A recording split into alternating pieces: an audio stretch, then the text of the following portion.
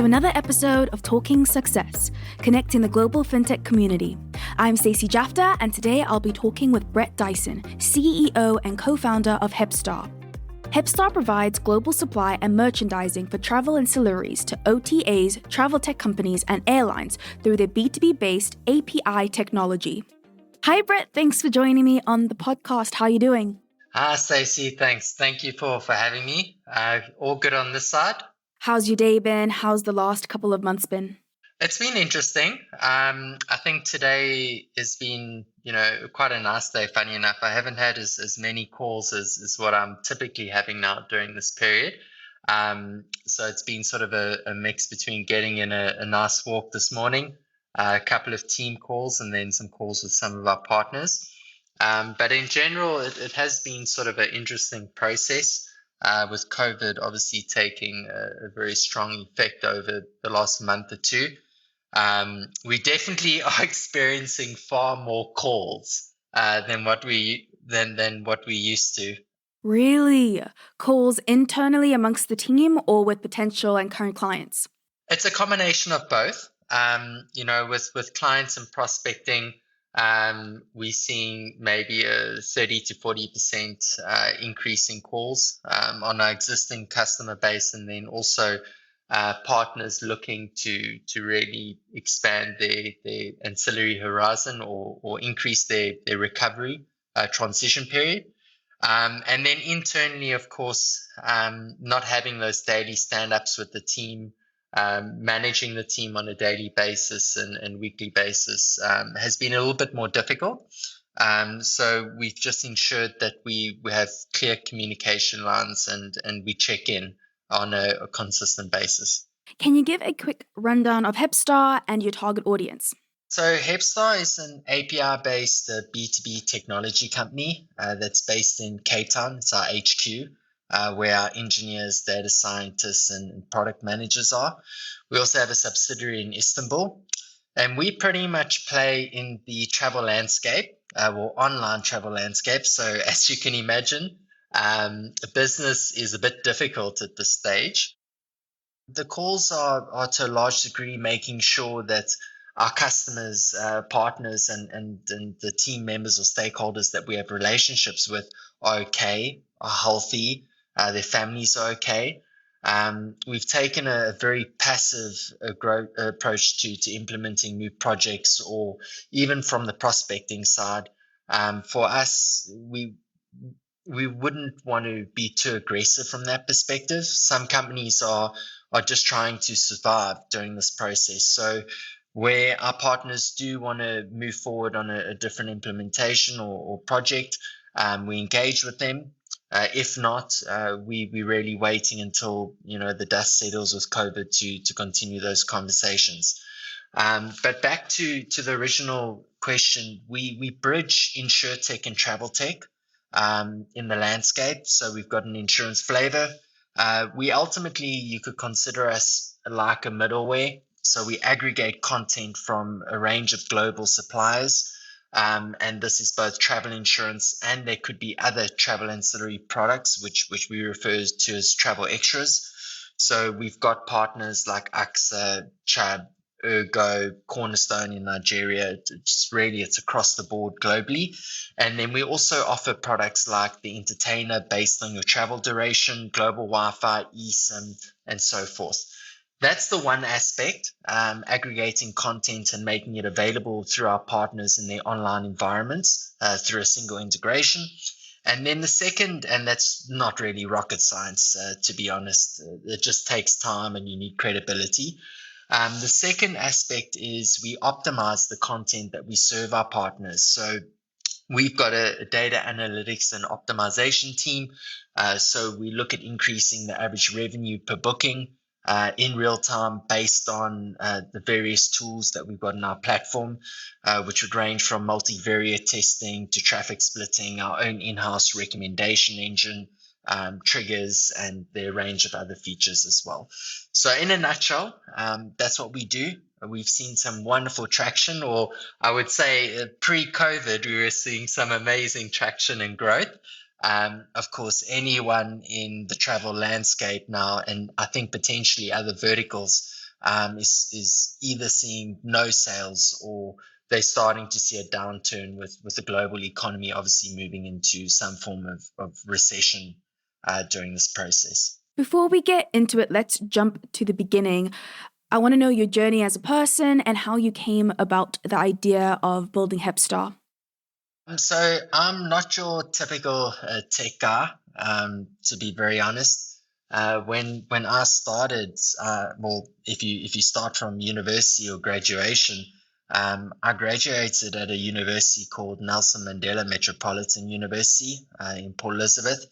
I studied commerce, majoring in accounting and economics. I then did my honors in accounting.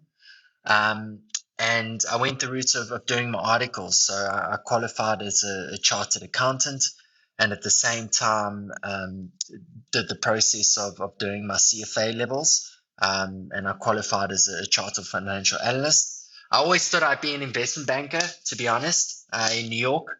That was the plan. To be very honest, I think the intensity, I think the challenges, I think the money, I think the lifestyle. There were a lot of things that interested me. Also, being someone that's fairly analytical, I thought it would be something that I would excel in. Funny enough, during my articles, I actually started investing in stocks, and I made some good money in standard equity stocks, and then also using CFDs. But after doing CFA, it taught me a big lesson about life. Invest in things that you understand and you specialize in. If you don't, you're gambling. So to a large degree, I was gambling. I wasn't investing enough time in the stocks. I was using my gut. Um, I was lucky. I would absolutely put it down to that. Um, and that's kind of where I got that thought process that investment banking was for me. I then met my partner who lived in Cape Town at the Nice and a Half Marathon. And I decided to move to Cape Town and really put that on hold to see where that journey would go. And I finished my articles at an audit firm in Cape Town and then joined an asset manager. I didn't enjoy asset management. I know a lot of people do. I just didn't see the value in me doing it in the long term, in terms of their processes and what the ultimate goal was. Um, and then I got approached by our angel investor, Stefan Ekberg, who's invested in a range of global tech companies, to join and co-found Hepstar. And it's been 6 years. I haven't looked back. I think startups are challenging. Nothing is a given. There's risk. It's something that I really had to overcome, coming from a very risk adverse background, being CFA and CA, or more so CA. And you have to be comfortable with that there's no guarantee of tomorrow or a job in 6 months. So it took me a bit of time to really deal with my emotions, because it can be fairly challenging and it's not for everyone. But at the same time, it's been an unbelievably fulfilling journey. And I would not take away any of my experiences, the good and the bad. I'm pretty much in tech for life now. You've mentioned here and there that there have been some highs and lows in your experience as an entrepreneur. What exactly were those? I think the big thing, especially when you've got a VC who's invested in your company, which we do, Amadeus Capital Partners, is that you will be challenged. And also from our angel investor, who's really a visionary in his world, um, is the product market fit question, which is something we got challenged with often, in the first couple of years. Are we creating a product that can scale? Are we creating a product that ultimately provides value to the end customer? I remember looking back, going into so many board meetings and coming out and just wanting to cry because you were just so sad and angry and upset. But you had to hear the things that the investors had to say, because ultimately it was in your interest as well. And the big turning point for us was, about two and a half years ago, where those board meetings started becoming different. We started seeing the product fit in our landscape or ecosystem, and it really started changing our world. But to be very honest, I mean, I don't get nightmares about it. When I look back at that process and what we went through, I can only be thankful, because I've earned my stripes. I know what product market fit means. And it doesn't mean that if you don't have product market fit, that you don't have a good product. Let me also just reiterate that it just means your ability to scale is different. Can you elaborate a little bit more on the ability to scale? So an example, if you've got a very complicated product, that is not self-sustaining on a technology basis. So in other words, the technology doesn't work on its own. It requires people to constantly maintain it or make tweaks in order to actually fulfill the services that you offer. That's an example of potentially a product that could be great. It's almost a mixture of tech and maybe, consulting or something to that degree, versus a product which is a standalone that you can scale in any market or country. It's a plug-in to a large degree. And that's the difference between the two. You can still run an amazing business with a product that maybe can't scale on a global basis. It doesn't mean you're not successful. It just means that you haven't found that product market fit within your ecosystem, and the competition will be strong. So your value proposition will ultimately come down to price points and the quality of the service that you offer outside of the tech. So that's maybe something just to bear in mind for the guys out there that are maybe going through the same struggle that we did, when we raised that question. And again, if you don't have product market fit, it doesn't mean you have a bad product. It just means that you've got a different journey. Was that moment on paper? Was it in a meeting and you came together and you were like, yes, we got it? Or did you release it to the market and you saw it before your eyes? It was in a board meeting, and it's more so, I guess the board meeting is the end result. It was a couple of things. The value proposition changed. We changed some of the tech. We introduced new products verticals into the platform to increase the return on investment that our partners get.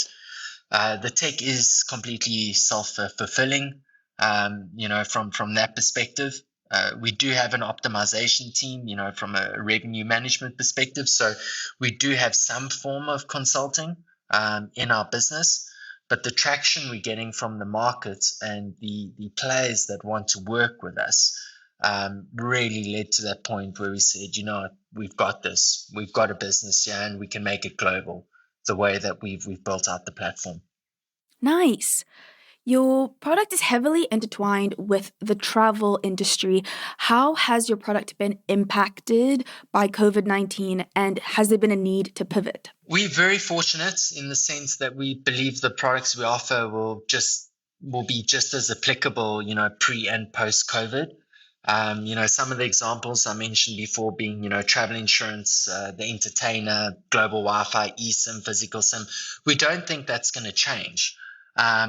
We play in the online e-commerce environments as well. So we believe during the COVID process, we'll probably see big customer segmentations and demographics, which were more traditional purchasing customers, move into a more online environment.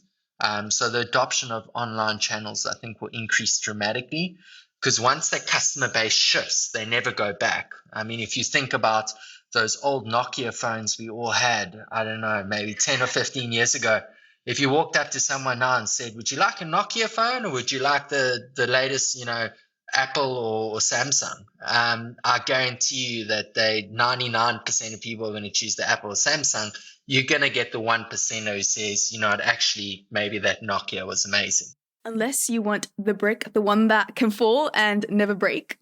Exactly. So we've been very fortunate. For us, it's more about timing. So making sure that we've got the right structures in place from a cash flow perspective, which is extremely important. Right now, cash is king for everyone. So, managing your supplier relationships, our distributors, making sure we're managing our costs very carefully. At the same time, being very transparent to our employees. They're part of our family. They're on this journey just as much as we are. Um, in saying that, we are looking at potential product adaptations, which take COVID-19 into account. So we're talking to some of our insurance partners to understand, what would be feasible. Could there be a pandemic cover? Would that be an upsell or cross-sell? Of course, adding that type of cover would add a significant expense to the product. So that is something that we're looking at. In terms of pivoting, we won't be pivoting. At this stage, it's not on our roadmap. We firmly believe that travel will recover. It will just take time.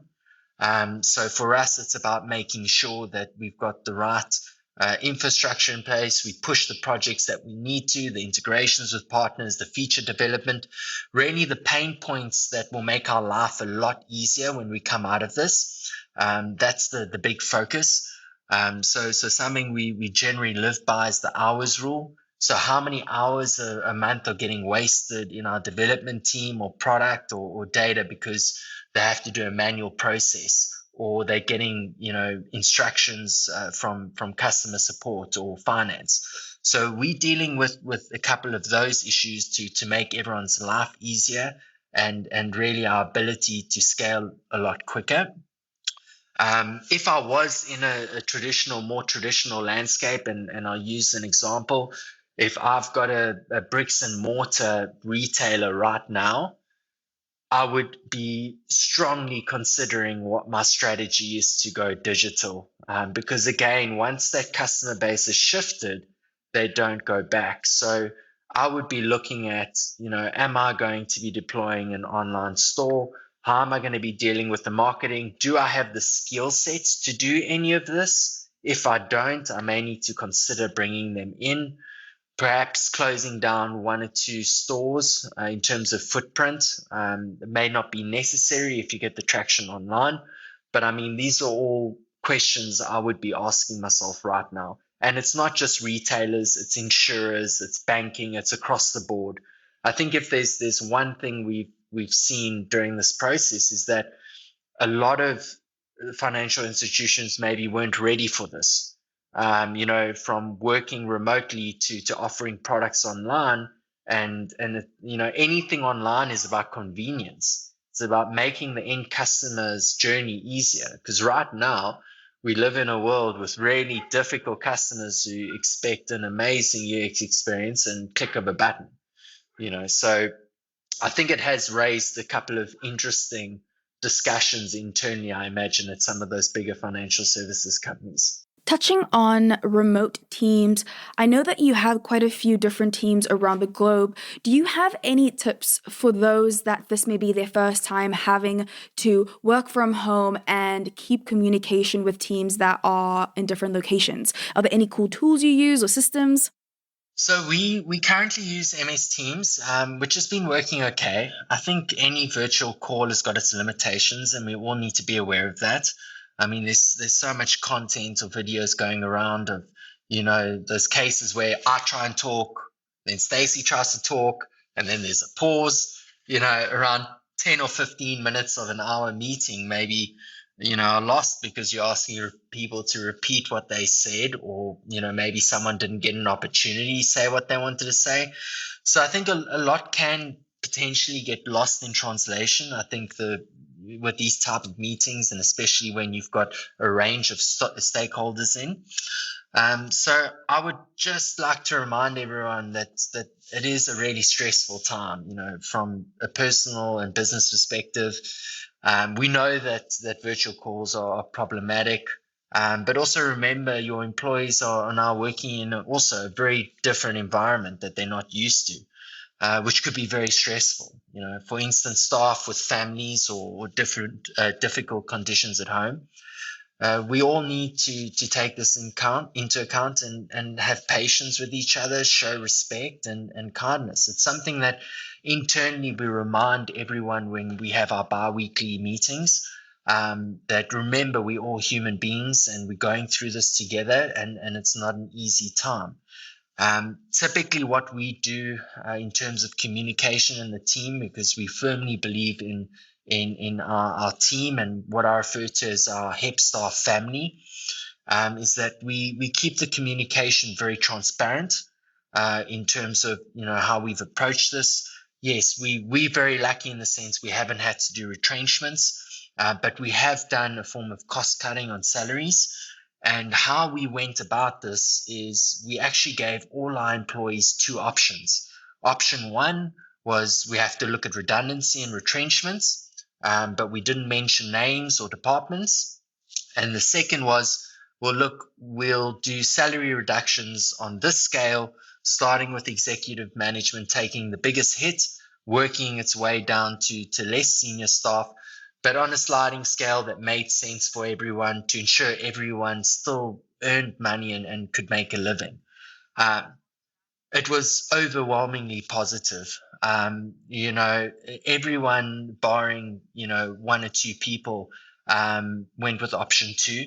And for me, this was extremely important because we're in this together. It's a group decision. It's going to be a journey. This is not a 2 or 3 week, impact. It's potentially months, 6 to 12 months. So getting everyone's buy-in and letting them feel empowered was one of the most important things for the executive team. And we're fortunate that everyone is on the same page. Of course, with the reduction in salaries, we've deployed, 4-day weeks or 4.5-day weeks to ensure that it's equitable across everyone.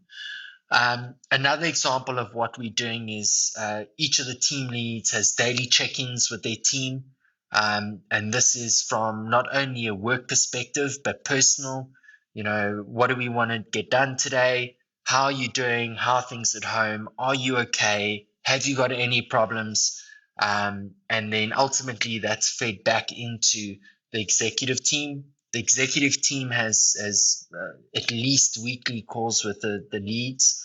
We obviously have a lot of different, let's call it stand-up meetings across the different departments. And again, it's a time for the team leads to really tell us what they want to tell us. It's not about me or the other executives, it's about them. It's a chance for them to really let off some steam because, again, everyone needs to remember this can be absolutely frustrating for employees where you're not able to work at the productivity that you used to. So if on a scale of 1 to 10, when you're normally in an environment that you used to, so the people that are not used to remote working, maybe you're working at 10. In a remote environment, you may be working at 7 to 8 effectively. So things take longer, people get frustrated, and that really needs to be managed. Our product team is being really, really strong. Our development team has been doing okay, but there's situations that unfortunately are a bit more difficult within that environment. So I would say definitely product. Our finance team's been a bit interesting because working remotely, having a local server, it's a different way of working. Also with finance, it's far easier to sit and explain something to someone using hand movements and gestures and really talking them through something. Exactly. Versus, having a remote call, sharing a screen, the screen's sharing doesn't work. Then you have to try and change the sheets. It becomes quite interesting from time to time, but we have seen some really positive movements. Our customer service has been really amazing during this period as well. A lot of stress on them, with a lot of, claims and customer queries coming through because of COVID. So overall, I think we've managed it really well, but at the same time, we've got some really great team leads, and I think the executive team has done a fantastic job as well.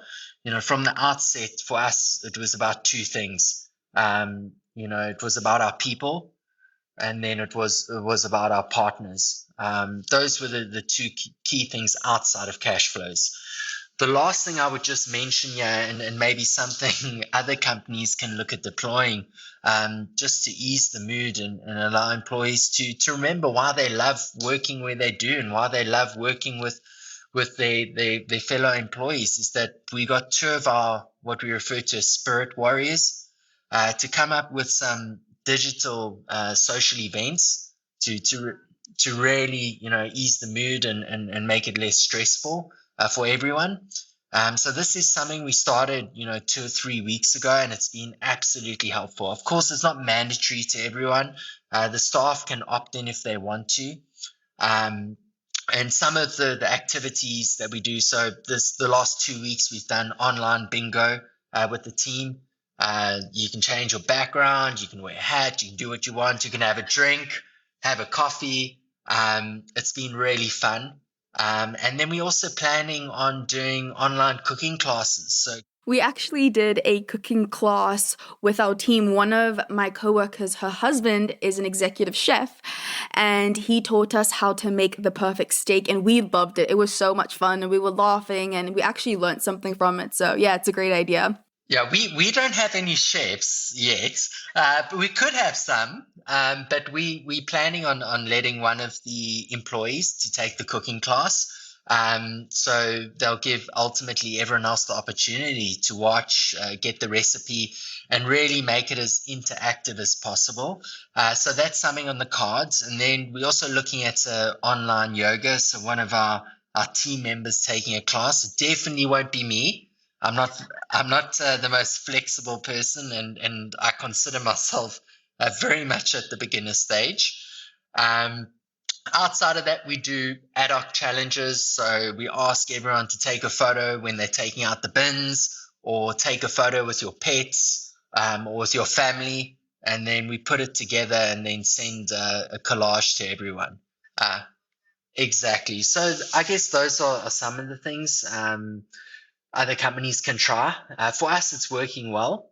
But again, I think we're fortunate. We've got a great team. We spoke earlier about how you have teams all over the world. How are they divided? Are they divided by department, or are the teams mixed and matched?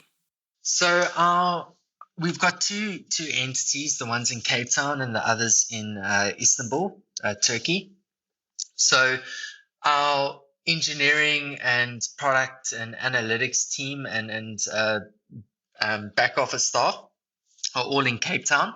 Then in Istanbul, we've got an operations team, which really is our foot into Europe. Our chief sales officer is in Lisbon, and then one of our sales managers in Bermuda. I think we're very fortunate in the sense that we can work remotely. In terms of our tech, everything's cloud hosted. It's fairly easy to manage. Yes, has it got challenges? Absolutely. Can you read someone the wrong way? Absolutely. It's about dealing with it and being honest and transparent. So if I've said something funny to someone, afterwards they drop me a little MS Teams. What did you mean by this? And then we have a little chat and we iron it out. But we're very lucky in the sense that we do consider ourselves truly a global tech company. We employ people that are across global markets. Our head of analytics is from Netherlands. Some of our developers are from Nigeria. We've got staff from Zimbabwe. We're very open to a multicultural environment. I think it's really important to have different cultures in an office environment so that you can learn and grow as a person. Where do you get more of your inspiration from? This can be a mentor, books. I generally read nonfiction books. I'm not much of a fiction person, unfortunately. I think it's a great base to learn from some of the greatest entrepreneurs in the world. But I would suggest you really take the good, throw out the bad, and do it your way. Some books I would really recommend are Ben Horowitz, The Hard Thing About the Hard Things, Peter Thiel's 0 to 1, and then pretty much any book on Elon Musk is fascinating. I learn more from the books than draw inspiration, to be honest. My inspiration is drawn from my mentors who are really close to me. As an entrepreneur, you can often live a lonely life carrying the concerns and challenges of your business on your shoulders alone to a large degree. You can't share this with your employees. It would be too unsettling, and also almost 90% of the time, these thoughts and emotions are really unfounded. They can create panic. But it is important to share these thoughts and emotions with mentors or people close to you. I'm very fortunate that I've got some great mentors and close friends that I rely on, starting from our investors, Stefan Ekberg and Andrea Traverstone, to my co-founder, Heinrich Brandt, who's an absolute stone and rock in our business. And then close friends of mine in tech as well, Sean Martin and Lasse Winter. It's good, I believe, to have a variety of mentors that you can reach out to for different purposes and really let off that steam. However, if I had to choose someone, it would be my sister. She's an unbelievably smart person, a director at an investment bank in London, has two little gorgeous ones that absolutely adore her, and she manages to juggle everything. I'm not really sure how she does it, but I'm truly amazed to this day. And the thing that I really love about her and what she gives me, and she gives me a lot, is she really understands me, and she always gives me the advice that I don't want to hear, but I need to hear. And family does do that. And, I'm very lucky in the sense that, Heinrich and my close friends also do that to me. We've got a very honest, genuine connection where, rather be honest than float around the boat, really. And I think that's really important to have that person or people in your life where they've got your best interests at heart and they're not scared to tell you the hard things because they know it's in your benefit. Well, thanks so much, Brett, for being on the show. I loved having you. Where can those find you on social media? Where's the best place to reach you at? What's your handle? So you can find me on LinkedIn. It's Brett Dyason. And then I'm on Instagram, but it's more privately at this stage. So if you do want to reach out to me, you can hit me up on LinkedIn, Brett Dyason. You're welcome to send a message. Awesome. Well, thank you so much for joining me. Only a pleasure, Stacey. All the best on your side, and hopefully the recovery happens sooner rather than later. Of course. Thank you for listening to Talking Success, connecting the global fintech community.